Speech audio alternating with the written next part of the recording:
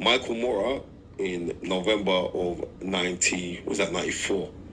Michael Moorer was winning the fight hands down. And George Foreman lulled him by throwing out silly shots, tapping shots, and hit with a big right hand and banged him out with it. So when you look on that, you don't follow punches. Daniel Dubois doesn't fight on the back foot. He's going to come forward to AJ. So you're going to come forward to AJ. It's going to be the one who's more proven in the line of fire to the one that's unproven in the line of fire. And I've seen, was like, if Kevin Lanera, yeah? Right? The little short South African fighter who's really a cruiserweight. Lerana, right? If Lerana can knock you over, I'm just going to be real. What's AJ going to do to you? Let's be real, right? Especially this AJ. You know what I mean? This AJ with Ben Davison, right? Who they're both learning together. I'll tell you something interesting about Lerana that he brought him up. I spoke to Justin Hooney's team and they rated his power. And Hooney's sparred and been with a lot of big people, big New Zealand lad. Was he New Zealand? No, he's Australian, isn't he? Big powerful kid. And he obviously had a really hard fight against Lerana. So could it just be that Lerana is a tank, can bang? I know if he's in size of his legs are like tree trunks. What experience has he got at Anthony Joshua's level? Dubois. No. What experience has Lanara? And I'm not knocking. I like him. He's a cool brother. You know, he's a really nice guy. Very nice. What experience levels have he got in comparison to Anthony Joshua? At the top of my head, Dubois and Justin Hooney. Okay then. Has he got speed like Anthony Joshua? Anthony Joshua's, don't get twisted. David Dubois is very fast, you know. Especially now that he's with Don Charles and he's getting some rhythmic motion in him, right? I'm keeping it totally 100, right? I don't see a way that Daniel Dubois can win this fight. And I'm not hiding it either because I'm close to Don Charles. Me and Don Charles are very, very good friends, right? But I have to be honest.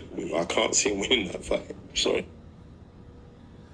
Those are the words of the knowledge as he breaks down his prediction of Anthony Joshua taking on Daniel Dubois. And great analogy, okay? The great analogy was with George Foreman and Joe Frazier. And then George Foreman and Michael Moore. And the mistake a lot of people make following punches around, whereas you don't follow George Foreman around. You get knocked out like Joe Frazier and Michael Moore done. Okay, AJ, puncher, you don't follow him around. Daniel Dubois doesn't fight off the back foot, so he has no choice. He doesn't have the ability to fight on the back foot. You know, he doesn't have the ability to do that. He reminds me now of a younger version of Dillian White in a sense. You know, I just think Dillian has a better jab.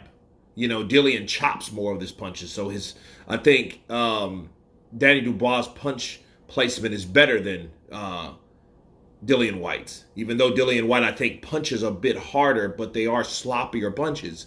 But nonetheless, you know, with Dubois will take it to you. I think that's his strength and his weakness. You know what I mean? It's almost like, well, hey, what is his defense? Well, his defense is his offense. That's Daniel Dubois for you.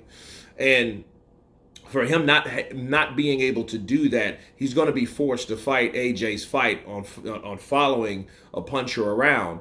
And, you know, Kevin Lerena, you know, the South African fighter that he did go down twice, okay, against, you know, was able to put Dubois down. And I think what it was with Dubois, it was weird because these shots from Lerena, these shots from Usyk, these shots were hitting him in ways that he didn't know that they were coming. I think Dan Dubois has a problem, psychological problem with if he doesn't see where the punch is coming from, he will retire, he will retreat, he will quit.